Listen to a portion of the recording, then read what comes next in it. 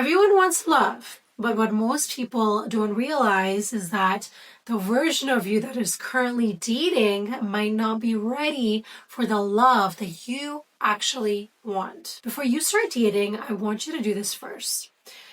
As a coach, I've spent over 2 years working with both men and women who seem successful on paper. They have a good job, they have good money coming in, but they still struggle to attract healthy love. And so I found something powerful that I want to share with you all. Today, I want to go over 10 things that I learned as a dating coach and a matchmaker that is going to help you not only raise your frequency, but also reconnect to your higher self and make you magnetic to love. So the first thing that I would like you to do is to cleanse your soul.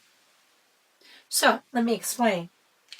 So imagine that this little man is you and this is your body. What I want you to realize is that it's not just about how many times you go to the gym or how many protein shakes you have in a day. It is more than that. It has to do, firstly, with your mind. That's super, super important. Then your body. And lastly, can anybody guess? It's your soul. So if you're solely working on your body and soul, then your mind is extremely chaotic. You wake up with negative thoughts, which of course then leads to a negative reality. You attract negativity in your life and things just don't go your way. It's essential that you work on all these 3 things, not just one of them, okay? So that's the first thing I want you to know. Secondly, I actually made some notes for you guys, so I keep myself on track. The first thing that I would like to say about this is, and it might trigger some people, but that's okay. Become celibate. And what being celibate really means is not having sex with random humans, or it could be maybe like a little string to your ex. Maybe you guys are having a little friends with benefits sort of situation. You're just having sex to have sex. Okay? And I know that a lot of people will say, well, sex, we need to have sex. We're humans. Like, what are you talking about? And I understand that. Of course, we all love it. I get it. But when you are sharing your vessel with another soul that, first of all, you don't know what her intentions are. You don't know what kind of energy she has. You're draining your life force, just giving it away to Becky and Katie and whoever every other week, okay? Instead of really being intentional with who is coming into your body. And it's really about sharing this divine act with somebody who you truly want a monogamous relationship with, or you're planning on getting married. And so this would be my first biggest tip, okay? But really being intentional is going to do you huge, huge favors. And if you want, you can even give yourself a little bit of a time limit, 6 months, 1 month, 2 days. I don't know where you are at in your journey, but really just having a boundary with yourself. And it's less about your body. It's more about discipline and knowing like, hey, if I say this, I'm going to follow through as a man, because that's what leaders do. They follow through on their word. They're not swayed by, oh, that's a beautiful girl. Let me go and do this. And oh, that's amazing. Let me go and message her. It's just about being in control. When you're constantly hunting, you're exhausted and your life force energy, it is on a, batteries low. Secondly, is less sugar and less alcohol. And again, all of these things, by the way, that I'm going to go through are things that are bringing your light down. They're diminishing your energy. Okay? So yes, to you, it might seem like, oh my God, this is like a punishment. I can't do this. I can't do that. What the hell am I supposed to do? Yeah, I understand. It might feel that way.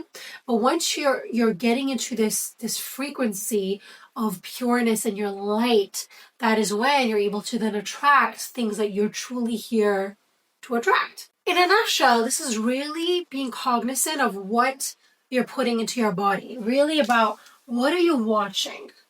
What are you eating? What are you putting in your mouth? And what are you doing with that? Right there. All these three things are important. Okay. And it might not seem that important because nobody has taught us this, but it really is. And lastly, I would suggest you to remove negative content completely if you want to be totally crazy about this, or you can just try bit by bit. But the more negative content that you consume in the morning and the night, that is when your subconscious mind is wide open. And that is when you're programming your mind for limiting beliefs, lack, fear, all of these things are subconsciously happening. You're not trying to do it. You're not orchestrating this whole thing, but subconsciously you're choosing to do these things that are diminishing your light. Secondly is to become aware of your addictions. Or stop it if you want to be like me, because I'm that person. I'll literally stop it cold turkey and be crazy the next day. That's just who I am. But if you're not and you're like, okay, I'm going to try it a day by day, please work on this. The easiest way to stop it is to become aware. Because when you're aware and it's like another person on the roof is like watching you, whatever it is, doing these things that are harming your soul, that are taking you back, they're moving you back from your destination, from where you want to go, it's hindering you. And so when you realize that, you then slowly, that pull of that addiction slowly withers away. And of course, this depends on how strong your addiction is. My addiction to sugar was like one of the strongest. Like it was insane. And that was one of my coping mechanisms. And I know it's just sugar. People say, oh, it's just sugar. It's not, heroin or anything like that. I know that. But sugar also leads to cancer. Sugar leads to a lot of horrible things in your life. And so really asking yourself, how do I cope with stress? What are my coping mechanisms? So for me, whenever I get stress, anxiety, someone is triggering me, whatever it is, and I'm like, my mind is in a scramble, I want to get that bottle of Nutella, sit on my couch and just watch mind-numbing TV and just distract myself. And I don't want to deal with that issue. So of course, that feels good in the moment because I'm like, I have no thoughts. I'm just focusing on my TV and I'm just eating my Nutella. But in reality, I am avoiding the pain, the work that I need to be doing, which is literally sitting with that pain and allowing my body to feel it. That is the best way to heal that pain, is to actually feel it. And that's one thing, because I have a bit of a avoidant and anxious attachment. Well, I did, not anymore. And so I tend to avoid a lot of things. I don't want to deal with this. I don't want to deal with that. I get anxious about things. So one of the things you could do is whenever you feel like, oh my God, I'm going to do this thing now that it's one of my addictions, you then just become aware of it. Don't even stop it. Just become aware of it.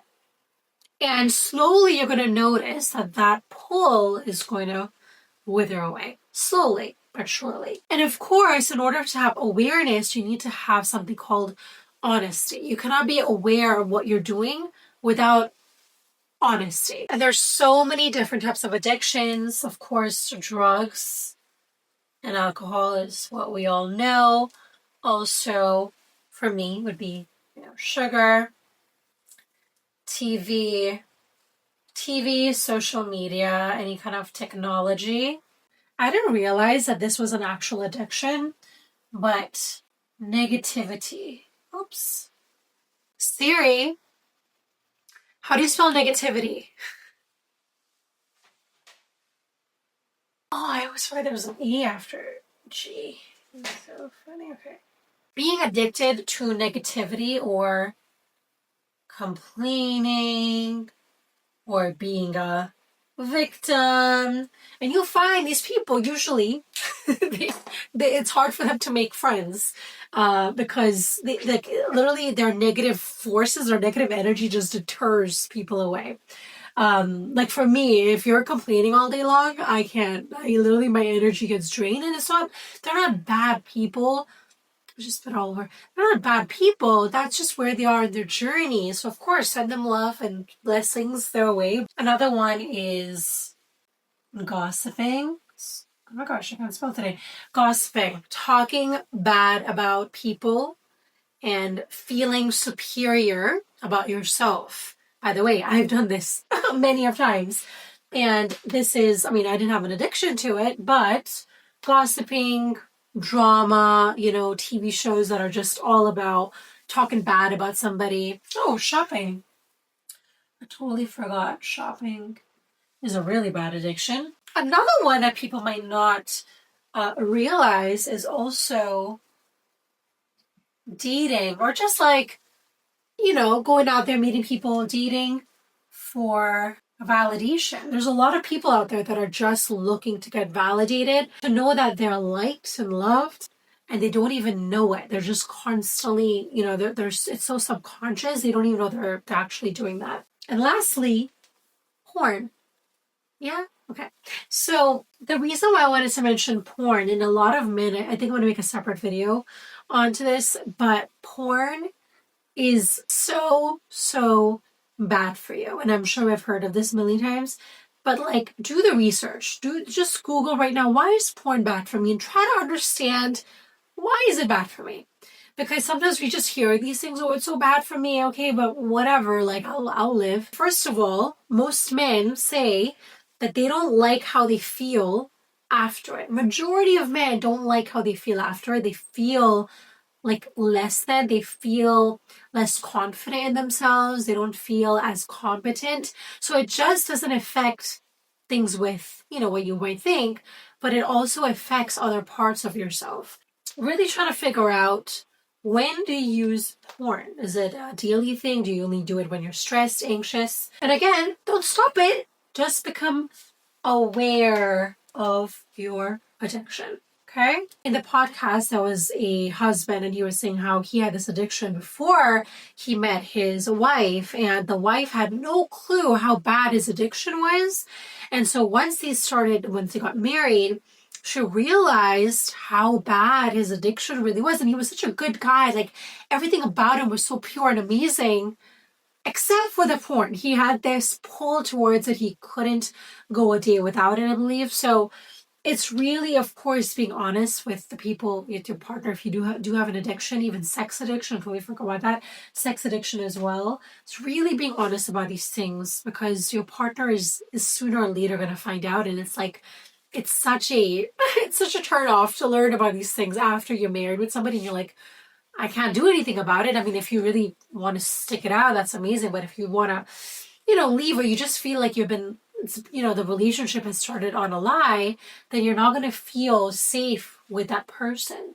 That's a possibility. Thirdly is define clearly what you want. Okay, and I'm sure we've heard about this a bazillion times, but I'm going to get a little bit more clear on this, okay? So firstly, I want you to understand, what does your heart desire without ego or neediness? One of the biggest things about manifestation, which put me off on the wrong track, was that a lot of the times my desires came from my ego and being needy and being desperate. Okay, we all know this by now. Being, desperate or really wanting a certain thing is actually going to push that thing way further than we would have hoped for. Really trying to figure out, what does my heart desire without that person in my mind that is looking for validation, that is looking to survive, that is looking to be chosen? What part of you is creating these desires? There was one man that spoke to me when I was in my matchmaking days, and I remember not vividly, but clearly, that he said on the phone, he was a very good looking guy. He had a great job, a business, like he was doing so well, like a great catch on paper. But when I spoke to him, that's one of the things I remember doing as a matchmaker, which I loved, is that even before I get on the date, I mean, I'm not going on the date, but even before I set somebody up on the date, I would have one call with them, and all of their the illusion of those pictures and all of those things would just crumble and wither away. And I get it, because I was a matchmaker, people were more honest with me, and they wouldn't have these conversations with the people, the women they're going on a date with, right? And I remember he said to me, I really want a woman who has no hair, who has laser. I want her butt to be really nice and tight. I want her to have long blonde hair. I want her to have manicured nails. They need to be at least 2 inches long or something like that. And I was just like, huh? And one of the things that I realized when I was working as a matchmaker is that the people that were, speaking, they were just so, they were misaligned with their soul.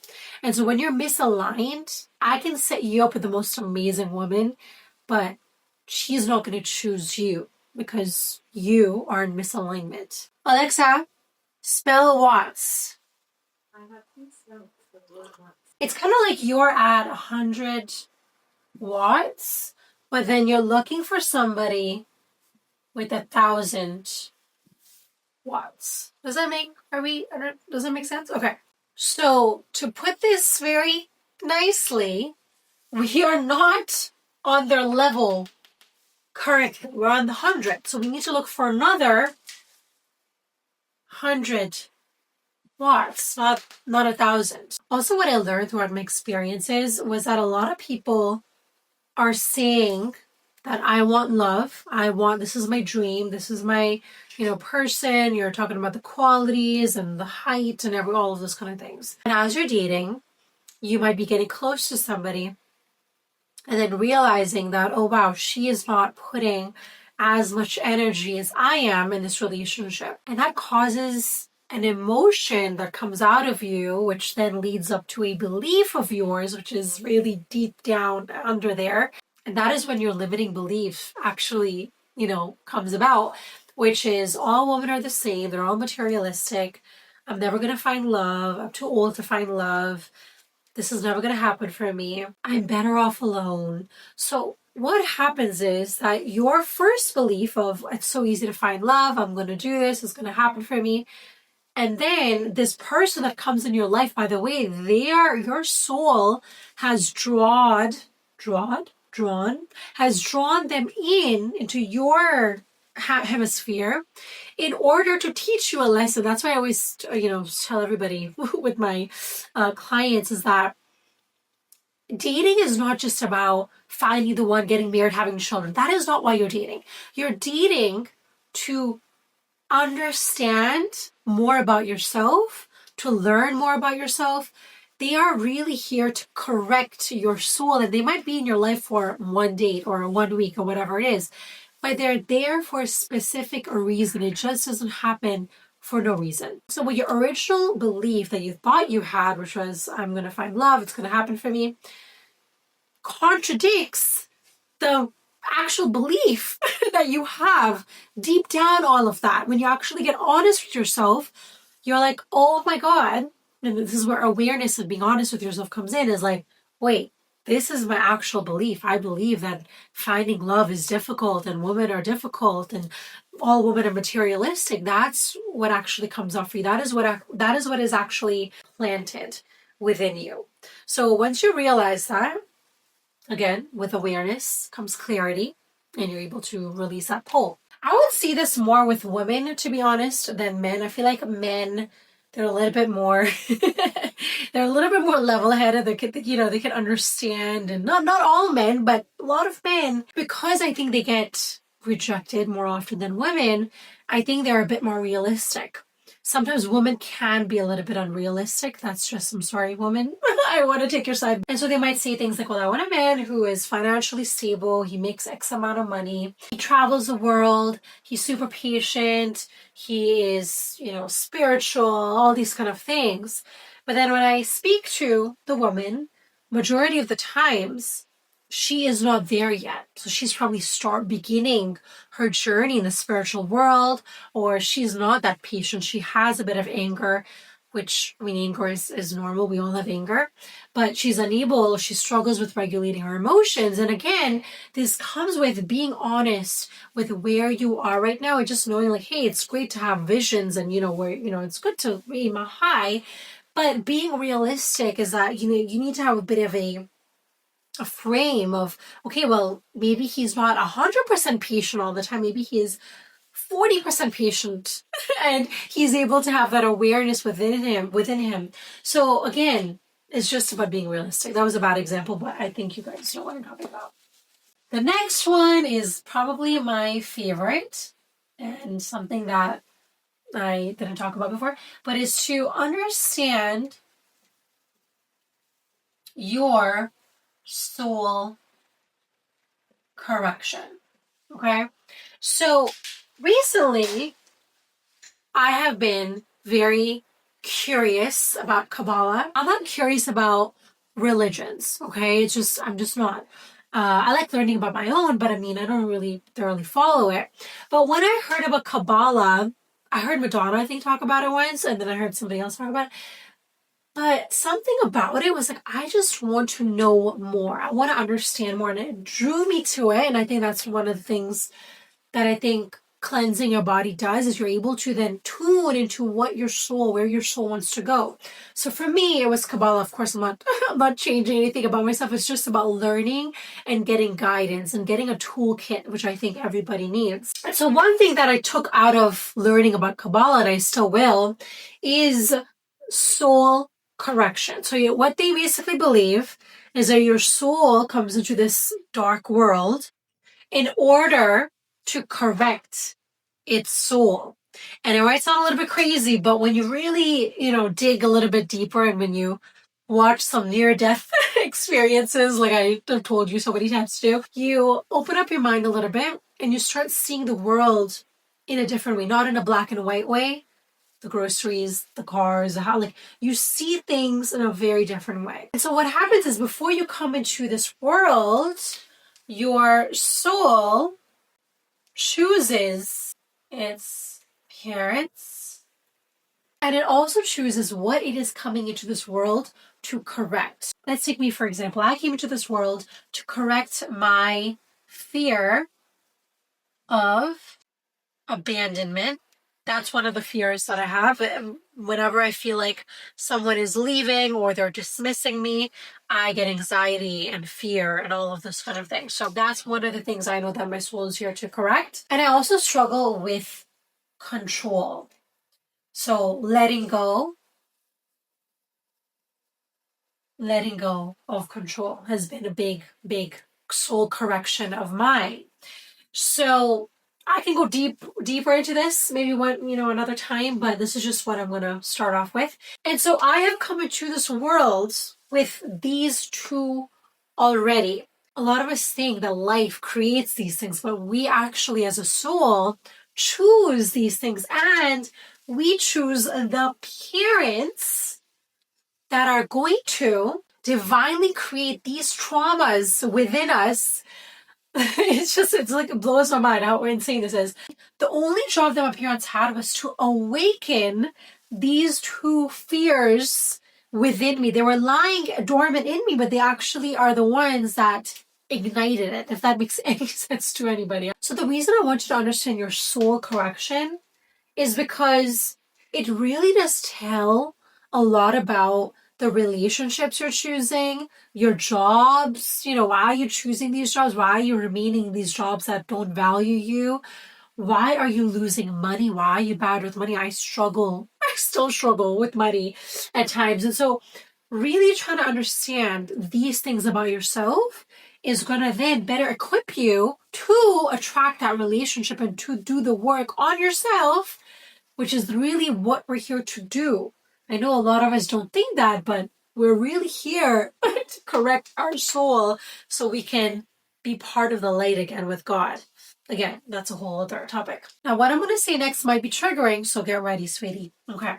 So, I have dealt with two very strong narcissistic personalities in my life, okay, that have damaged me, they've done some harm to me. And so I know the pain of dealing with that. Okay, I understand that. I don't want to ever make a victim feel, if you're in that experience, you're having that experience right now, or you've been through it, to make you feel like your reality wasn't true. I want you to understand that what you've been through is hell and back, and I know that because I've lived it. But what I also want you to realize here is that a lot of the times we are choosing these, whatever you want to call it, narcissistic, toxic, unconscious beings, souls, that is then going to trigger your soul correction. So whatever you're here to correct, these narcissistic people that you're attracting, you might think, oh, these people are horrible, and we can go on and on about it, but they are your biggest gifts on earth. I know it's horrible what I'm saying. I get it. I understand, but I have to say it because that's what's coming in my head. So these people are literally, they torment you. They are just the worst, whatever you want to call it. They're horrible. But they're so needed in this world. That's why we come into this world is a polarity, north, south, east, west, black, white. It's so much polarities.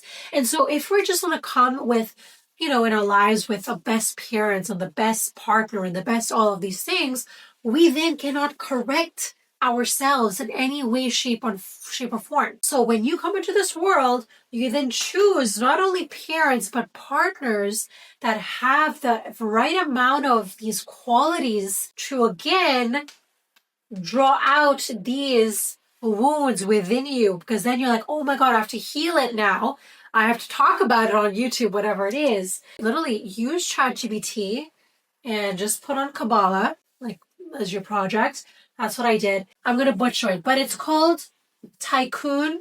That's the right spelling. So basically it encompasses the idea of individual correction of character flaws and past mistakes, as well as a cosmic level Tikkun Olam repair of the world through performing good deeds and fulfilling commandments. These actions are believed to help restore harmony to both the spiritual and material worlds. So there are a set of issues that are with you from past lives, and so then you keep coming back in order to correct these issues, okay? The next one is to act like God, okay? What this really means is when you are challenged with a difficult situation at work, in your relationship, with your children, whatever it is, I want you to think of what would the divine intelligence, what would that energy of love, the highest frequency, what would that energy, what would God do in that scenario? Would God react? Would God make fun of that person? Would God, harm another person and feel better about itself? What would God do? And I know this is it's like, whoa, I'm not ready for this, sweetie. I just thought it was a dating channel. But no. Let's go a little bit deeper. I'm not here to talk about superficial crap. So acting like God, and why this is going to lead you to attracting the love of your life, and just all aspects of your life are going to flourish, is because when you're acting like God, you're coming from a pure energy. And again, when you're coming from doing good things, so when someone is doing something bad to you, you then, instead of hurting them back and starting a war, you then choose a path of love and forgiveness. And I know this is the most difficult thing for us human beings to do, and myself included, but it is the path to finding the one. When difficult people try to provoke you, do you lash out of anger and hate and resentment, or do you lead and do you respond with clarity and calmness and honesty? How are you responding? That's all I want you to think about, because your energy is so precious. It's so important. And if you are spending your precious time here on earth fighting with people, cursing people out or just harming people, then how on earth do you have the time and energy to cultivate a healthy relationship to look after your woman. How do you have time for that? You don't, because you're too busy doing other things. What we're failing to understand as human beings is that every time that we're trying to harm somebody, we're trying to hurt somebody's feelings, or even especially on the internet with comments, we think, oh, comments is just fun and games and we just say whatever the hell we want. But what we're failing to recognize is that that energy that you're putting, spending 5 minutes of your time to comment something mean or nasty, that energy is going to come right back to you. There's going to be something in your life that is going to be manipulated, and you're going to feel that energy right back. It could be with your child, it could be with your job, whatever it is. We're going a little bit deep here, right? So every time that you do that, you are not only diminishing somebody else's life, but you're diminishing your own light, your own frequency, your own energy. When you get to low frequency, you then are unable to attract whatever the hell you want. It's simple as that. And the funny thing about this is that, let's say for tomorrow, you've been put in a situation where you wanted to react and you want to say something horrible to the person. Let's say it's a coworker. There's a lot of drama at work sometimes, right? And you want to do that thing, that you want to say the thing to hurt that person because you're just over it. And instead, you stop yourself and you take a deep breath and you say an affirmation in your mind and you just let that person go with love and peace. And what happens is the next day or next week, you're going to get that same lesson to you again. And you're going to be like, oh my God, again? Are you kidding me? And you're going to think, oh, this keeps happening to me, whatever, right? Which is something that I say as well sometimes, which is not the best. But what the universe is really trying to do is they're trying to test you. Like, hey, did you actually learn the lesson? Or are you it's just a one-off thing? Or, so always try to, whenever you've been put in that situation, know that you're going to get tested a couple different times before the universe matches your frequency. So you're going to be in this dilemma of, should I talk shit or harm somebody, or should I send them love? Because if you really think about it, when we all die and we go into, well, we're not really dying, just the body stops working, our soul is eternal. When we go back into heaven with God, what happens is God, this is literally what God is. The frequency, divine intelligence, whatever you want to call it. I just say God because it's just easier. But that energy, that divine force is just love. That's all it is love. And what we all are trying to do is we are trying to emulate this for a majority of our life. The next step is to attract your soul tribe. Firstly, the reason why I want you to attract your soul tribe is because you need people around you that make you feel accepted, loved, and needed and cherished. You don't need people around you that bring you down, that doubt your dreams, doubt your reality, and they make you feel less than. You don't want these type of people in your life. And the reason why you want to attract your soul tribe, because what does it do to your light? It makes it brighter. Like, think about it. When you're younger, who was in your life? Like, people always say, oh, my mother, my grandmother. They always saw you for who you are. They saw your authenticity and they loved you for that. A person who was flawed, was not perfect, but they loved you no matter what. The soul tribe is going to give you that same sort of love and energy. So when you get that, and again, when you get it, you're able to give. And in order to attract your soul tribe, you have to first of all have strong boundaries with your friend group. It's essential to analyze your friend group right now and see which of these people truly love me, even when I have boundaries with them, or when I say, you know what, I can't make it to this event, I'm feeling drained, or whatever it is. And they truly love you even when you're not trying to constantly please them and you're trying to make them feel validated. Who are these people that respect you no matter what? And if you don't have anybody who respects your boundaries right now, that is okay. I was in this position. It just gives you insight not to have these type of people around.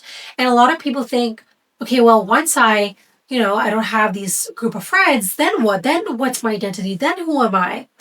And I want you to know that not as soon as this will be it might be a bit of time, but when you leave these people, the people that are not in alignment with your soul, where you want to go in life, that there will be a soul tribe that is going to be connected to you way sooner than you think. So the act of attracting your soul tribe is actually going to allow you to analyze your friend group and strong boundaries with not just your friends but also your family. Okay, because a lot of us have family members that can bring our energy down, right? And removing people, of course, that's another way to go about it. But if you feel like, okay, I can't really remove them, then having strong boundaries with them is going to be essential. It's really having the ability to have the connections because, I mean, they're part of your life. And I think sometimes they are there to see you, to be part of your consciousness, which then allows them to raise their consciousness. Okay. But again, you cannot do it if you're getting dragged down by that, their darkness. And the way that you attract your soul tribe is not by trying to attract it. It's really just about being intentional about where you're going. Where does your energy go? What kind of sports, what kind of hobbies are you choosing to do? Because whatever you're choosing to do, you're going to find people from that event or from that activity. So you want to choose people who want to grow. They want to, or not they want to, but they are open-minded. They have an abundant mindset. They don't gossip. And they're high vibe, right? Your high vibe tribe. I know men probably wouldn't see that, but you know what I mean, okay? And the quicker that you do this, the faster you're able to rise. So you might think, oh, well, I don't need to do this. It's not that big of a deal. Trust me. By doing just this step, this really helps people. And I've seen it happen so many times. It helps people so much. At the end of the day, you are the combination of the 5 people that you surround yourself with. So if you're surrounding yourself with people that are Debbie Downers, that are cheap. I had one friend who was just constantly talking about how she can't afford this, how she can't afford that. Just nonstop problems, and no solutions. It was entertaining to listen to sometimes, but I was like, it's just, I don't feel like I feel like my energy is getting drained when I'm around you. So I gotta go. Okay. Next one is a little bit long, but it's connect and expand your purpose in service of humanity. Okay. So I know I talk about purpose and figuring what that is for you. And what we need to really just understand about ourselves is that each soul has come into this world with a unique gift. The way that you're designed is so beautiful and so intelligent that only you have this gift. Nobody on this planet has this gift apart from you. You came here to share this gift with the world because, again, it is going to help humanity in some way. So we all have a special gift that is unique to you. And when you think about this purpose, it really has to come from a place of genuinely caring, and you genuinely want to gift this to the world just because you want to, or just because you love it, not because if you do XYZ, then I'm going to make $1 million. Not thinking of money, which is another tough part for most of us. And this was one of my mistakes that I made with my purpose, was that I thought about it from money. How will I survive? How will I make money? And I realized that I was coming at it from a place of lack.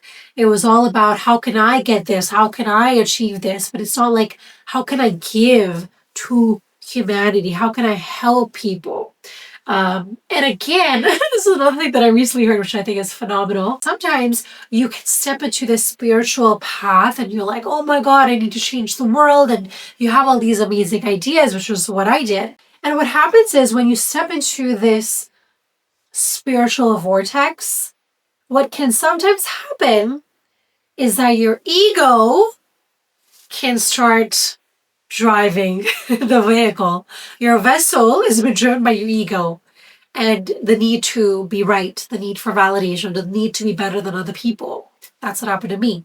So really trying to figure out when you're doing this, when you're in this path of purpose and alignment, first of all, you're doing it because it's a gift that you have been given, which is so precious and so just divine. But at the same time, it's also going to set a lot of people free and it's going to help a lot of people. So really trying to figure out what is the best plan for you financially. I'm going to spend X amount of time on my purpose, but then I also have to spend Y amount of time making X amount of money, whatever, that equation is. And if you're feeling stuck with your purpose, talk to the universe. Talk to your spirit guides and ask them, what's my purpose? What is my gift here on earth? What am I meant to do? And slowly you're going to see, you do it every couple of days, you're going to slowly find videos, you're going to find a podcast, you're going to find a book.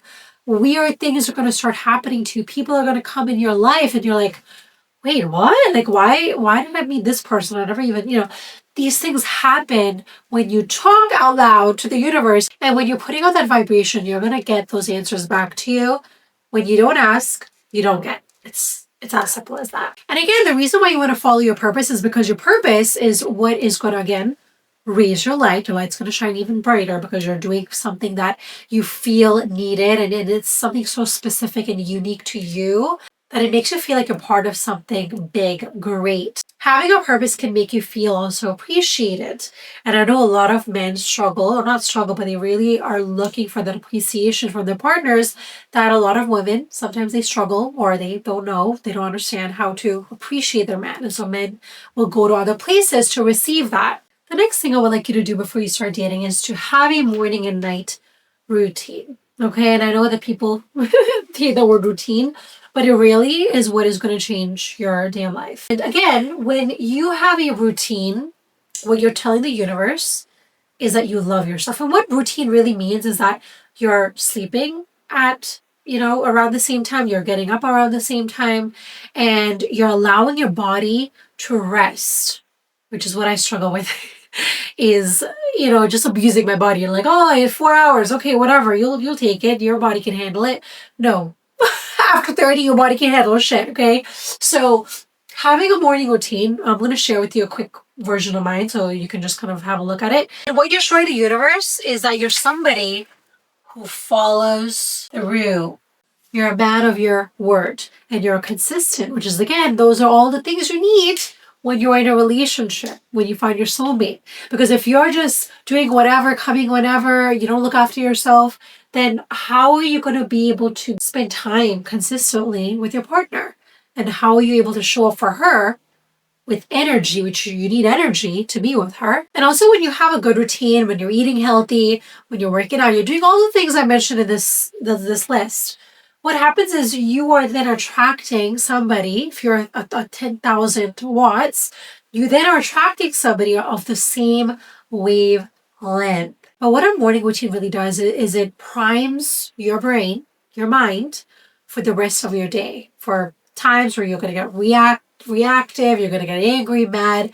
And what I realized is when I started doing these meditations, of course, I'm not perfect. I have my mistakes all day long. But at the same time, I'm a little bit more aware and I have a little bit more space between when I'm about to react and yell versus when I just straight away go to yelling and screaming. So really understanding how crucial these things are. Again, when you're yelling and screaming, your vibration is, you're getting drained, right? So all of these things, little by little, are gonna raise your vibration, raise your light. Times where your mind, your ego is trying to have these thoughts to make you worry, to make you stressed, to make you anxious, you're able to help yourself through that. And one of the ways that I do is, especially when I'm, getting faced with a difficult challenge, what I say to myself, and again, this is very specific to me. So find something that is specific to you. And again, a morning and nighttime routine, it's really just about keeping it simple. I make it complicated, but just keep yours simple. You don't need to copy somebody's routine. It's just about choosing things in the morning that are going to make you feel like your best self, okay? So one of the things, by the way, I do that whenever I get tested, I forgot to say this, is I say this to me and I say, this is a test. Because it really is if you think about it. Every time that somebody triggers you, that somebody's provoking you, that you're about to blow up, blow the roof up, it's a test. Okay? And the more that we can like think about it, almost like a game. I sometimes think about it like a game. Like, oh my God, it's coming. And then I'm like, okay, this is a test. What can I do? And I have a list on my fridge that I go to, and it just kind of regulates me. I'll quickly tell you my routine. So mine first starts with, as soon as I wake up, I have this green juice that I've been taking. I'll have my coffee. And by the way, I wake up at the same time every single day. So I'll wake up at 4:30 a.m. And before, I used to meditate. And I stopped doing that because that would put me in a very relaxing mode. And I'm not motivated to do anything. I'm not motivated to make videos. I'm not motivated to get up. I'm just lying down and I'm so relaxed. And for me, it just doesn't work. So the next thing that I do after is I do a 20 to 30 minute workout. It could be like an ab and leg workout, like nothing too major. And I think about it in my head, like even 10-15 minutes a day, like a little bit, but you're doing it every day and you're consistent, is such a, it's going to make such a big impact than just doing none of it at all. And doing this actually just wakes you up, energizes your soul, your energy, and gets you ready for your day. And after that, I'll meditate and journal. That kind of gets me into the groove of things. I actually like to plan my day. So writing down a to-do list. What am I supposed to do? What's my main priority? It's super important. Also, if I'm not with my daughter, I then will add a workout at the gym. So then this kind of changes a little bit. But for the most part, it's pretty much like this. I sleep at the same time. I try to at least 9:30 p.m. So my consistency here is my morning. I wake up at 4:30 and I sleep at 9:30. So really just trying to figure out what is a routine for you that you can create right now. Don't think about it next week. Do it right now. Get a paper and pen out and think about what time can you wake up in the morning. And the earlier you wake up, the better it is. It's just much more quieter. You're able to, I don't know what it is, but like you hear better ideas. You're just much more clear in the mornings. Next, I would like you to prioritize your frequency. And I know the whole list is really just about prioritizing your frequency. But what this really means, or what I mean by this, is that throughout your day, and especially when you wake up in the morning and you realize, oh my God, these thoughts, I'm getting stressed about this, it's really trying to focus on your energy or frequency. Where are your thoughts going? And again, what I'm going to start off with by literally just being aware, like, oh my God, why do I have all these thoughts in the morning?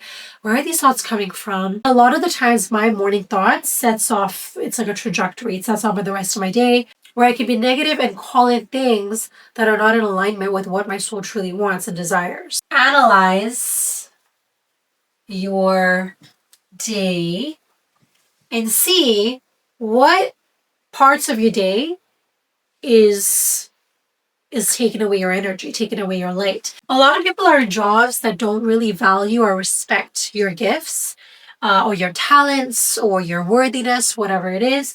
And so really try to see, because half of your life you're sleeping and the other half you're working. So you better love what you're doing. So if you feel like you're hating your job right now, and the amount of men that I have spoken to that don't like their job and they're just doing things, I'm just doing it for just 2 more years and then just 10 more years, and they're just on and on and on, and they're not realizing that yes, having that job, making money, yes, of course it's important, but it's not the only way of garnering revenue. There's a lot of different ways. If you find a way of working on your purpose, working on something that is able to get you excited about life again, and you're doing this job and you're like, listen, 3 months, I'm getting out of here.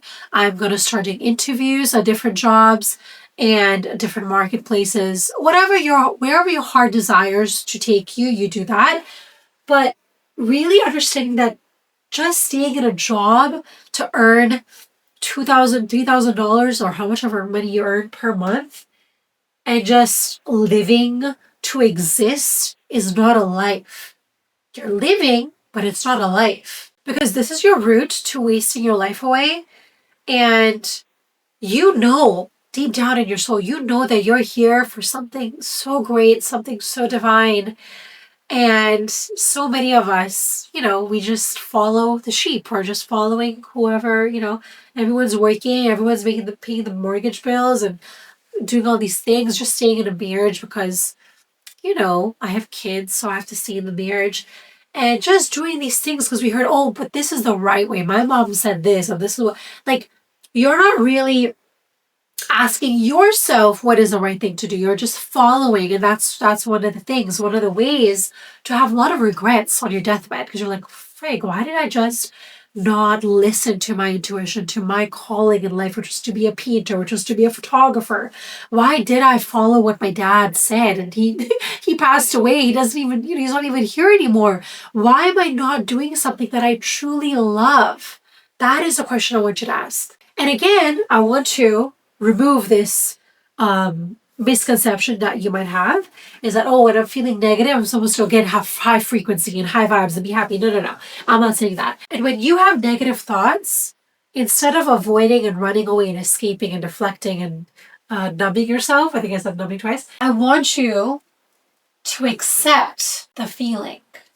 Accept that you're feeling like crap. Accept it. Except you're feeling like a failure, you're feeling like you've been rejected, you've been abandoned, whatever that feeling is, accept it. Because the more that you're trying to run away, this negative thought, this little frequency, this energy is not going to disappear into thin air. It's going to be within you and it's going to keep coming up because it's in your magnetic field. Taking 5-10 minutes to yourself. It doesn't have to be meditating. I just say that word, but it's really just taking 5-10 minutes of space by yourself, sitting by yourself, and asking yourself, why am I feeling this way? These feelings are actually a messenger. They're trying to give you a message. When you're avoiding the feeling, that means you're missing the message that you're meant to get, okay? Which is really coming from the universe to help you. Everything in life has started from nothingness, if you really think about it. Like all of these ideas have come from men and women that have been still enough to listen to these messages. So the more that you're doing, you're thinking, you're stressed, you're really just cutting that circuit from the divine, which is what's meant to come over here. You're literally cutting it off and you're just in the physical form of doing. I need to get the car, I need to get the bag, and you're literally just missing the entire point of your life, of your existence, of the reason why your soul came to enter this world. And the more that you miss it, you're going to keep coming back here over and over and over again. Okay? And lastly, do things around your day that are going to raise your vibration. High frequency activities. My favorite is walking in nature. Literally nothing else can bring me that amount of peace. And also things that are going to be able to regulate your nervous system. So for me, I love to dance. I know there's men out there that like to dance, and don't even tell me that it's just a woman thing. Men like to dance, so put some music on, start dancing, start just moving your body. Sing, cry, feel. And really what this is, if you really think about it, is connecting to your feminine energy. Okay? So as men, we are so into that masculine energy, we're forgetting how to nurture ourselves, how to look after ourselves. And the feminine energy is your pathway. Lastly, but not the leastly, pray to God. Pray to the divine intelligence. Pray to source. Whatever you like to call it, pray. And what prayer really means is you're having a conversation about your needs and wants and desires, and you're being vulnerable with God. And what a lot of us fail to realize, including myself, is that God, this source, this force of energy, really wants to give us everything that our heart desires. It really wants us to be happy. It really wants us to be at peace and calm and in love. And it just wants all of these things for us. But we sometimes think that it doesn't, right? Because our life is not going our way. There's so many challenges. All these horrible people are in this world. And you have this like concept that God doesn't exist. Or, if God was so amazing, why there's such craziness happening in this world? One thing that I realized about God is that he really wants us to ask for him. He really wants us to talk to him. Because I remember when I did not pray to God, I just did not even think about him. I felt in a void. I felt unsafe. I felt like I was always in fear. And the moment that I started praying to God, even though there was times where I was struggling with rent or I was struggling with whatever, and even though fear did come up, I'm not gonna lie, fear did come up, but I just felt like, no, my story is here. There's a bigger reason why I'm here. And when you pray to God, you realize, and you get signs all the time when you pray, is that you're already done. You're already protected. You're already safe. Everything is already fine. It's perfect just the way it is. And I remember at one point in my life, I was just forcing everything to happen. I was like, I need to buy this house. I was pregnant, 8 months pregnant. And I was like, I need to buy this house. I need to do this. And that is when I had the two of the greatest accidents of my life. And it was literally like God telling me, like, wake up. What are you doing? And I realized at the time I didn't really pray to God. I thought that it was just me that was in charge of doing all these things, but I forgot that it's a bigger plan that is playing out for me and for all of us. And when you start trusting in God, you realize your life falling apart. And it's happened to me quite a lot of times when I just stopped. I was like, this is ridiculous. It's not happening for me. And that is when things even got worse, for me at least. So, and when you stop trusting him, what God really does is God is going to give you circumstances that are going to be really painful for you to go through in order for you to be like, oh, God, help me. Finally you're like, okay, fine. Like, I need God. And it's so funny because I had one of my exes who he doesn't really believe in God or these kind of things. He's super black and white. And he had a medical thing come up for him and he was really worried and scared. And I remember him coming to me super afraid. And he was like, how do I pray to God? Like, what do I do? I don't know. I'm so scared. The moment that he was scared, that is when he started praying, even though it didn't last that long, but he at least began, right? He began a little journey. And so what I'm trying to say is that a lot of times God gives you these situations that you're so afraid. You're like, oh my God, like you go back. It's like a child that abandons their parents and they say, you know what, I know how to deal with my life right now. I'm good. I'm an adult. I'm 18. And they go ahead and they find a narcissistic or horrible partner that abuses them and breaks them down and all those kind of things. And later down the line, they're like, oh my God, my mom was right. So then they go back to God or to their mother. And I feel like kind of God is like the same. I don't know why that makes so much sense in my head, but I don't know if it makes sense to everybody else. And it's kind of like that. You're going back to where you came from. You go back to your home. When you're praying to God, again, what happens is your light raises, your frequency raises, because now you feel more whole, complete, and you feel protected. Because that's, most of us want to feel that. I mean, I think all of us want to feel protected, loved, and accepted. And that's what we feel when we pray to God. That's it for this video. I hope you guys enjoyed, and I'll see you guys in the next one.